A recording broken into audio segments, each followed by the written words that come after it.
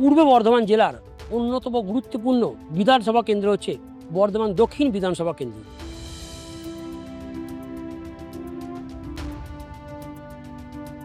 এই দক্ষিণ বিধানসভা কেন্দ্রে গত 5 বছরে এখানকার ভোটাররা কি পেয়েছেন কি পাননি, চলুন সরাসরি শুনে নেব তাদের মুখ থেকে।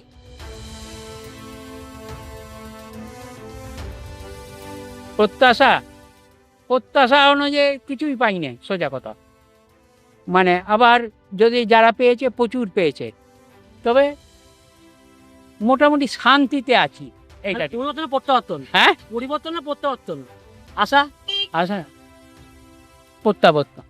কি পেলাম কি পেলাম না সেটা আমি কি করে বলি বলুন তো। মানে কাজে কি খুশি না খুশি নন? হ্যাঁ, খারাপ তো না। মানে কোথায় কি কাজ হয়, রাস্তাঘাট, আলো, জল?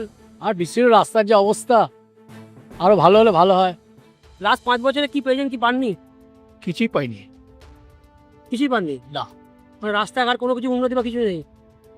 রাস্তাঘাট কিছু উন্নতি হয়েছে, কিন্তু বাকি কিছু পাইনি। আমার 69 বছর বয়স, এখনো বৃদ্ধ ভাতা পাইনি। না, 5 বছরে মুখ্যমন্ত্রী মমতা বন্দ্যোপাধ্যায় যা উন্নয়ন করেছে, এরকম উন্নয়নে আগের সরকারও দেখেছি হয় নাই। 61 বছর বয়স তো, তা সেই হিসাবে আমার মনে বলে যে এই সরকার আগামী দিনেও থাকা দরকার। মানুষ প্রচুর পেয়েছে, 2 হাত পেয়েছে। এবারে মানুষ পেলেও তো মানুষ এখনকার যুগে যে মানুষকে চা খাওয়াইলে সেই মানুষটাই দুর্নাম করে, এই তো অবস্থা। এই যে লাস্ট 5 বছরে মানে কাজকর্ম থেকে কেমন খুশি সরকারের কাজকর্মে? একদমই না।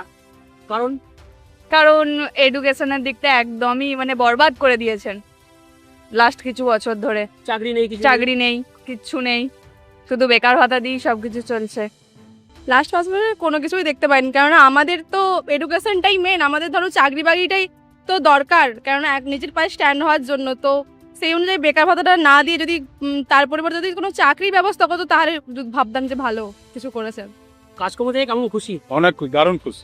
আচ্ছা। দারুণ খুশি, এর থেকে ভালো হওয়া আশা করা যায় না। ঠিক আছে, সব ঠিকঠাক আছে। সব দিক থেকে এই সরকার একদম 100% সব ঠিকঠাক।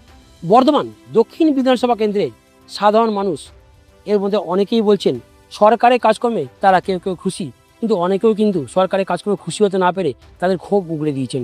পরিবর্তন না প্রত্যাবর্তন, সেদিকে নজর রাখতে হলে আমাদের অপেক্ষা করতে হবে 4 মে পর্যন্ত। বর্ধমান থেকে পুলক যশ, ইটিভি ভারত।